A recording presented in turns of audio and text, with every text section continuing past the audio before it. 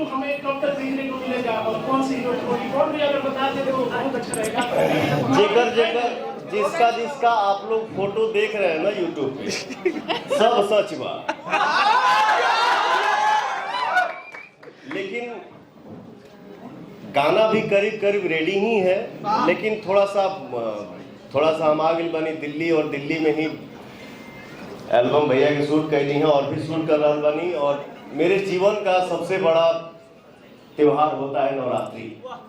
क्या बात है। और मुझे लगता है कि मैंने अपने जीवन में देवी गीत बहुत गाया है, तो हम ये चाह रहे हैं ना कि यहाँ आइल बानी 20 साल पहले हम लोग दिल्ली आके गाना गाते थे, और 20 साल के बाद पहली बार हम इतना दिन लगातार दिल्ली में है। तो मैं चाह रहा हूँ कि थोड़ा सा माटी से जुड़ल ना हम लोग देवी गीत की तैयारी यही कर ले।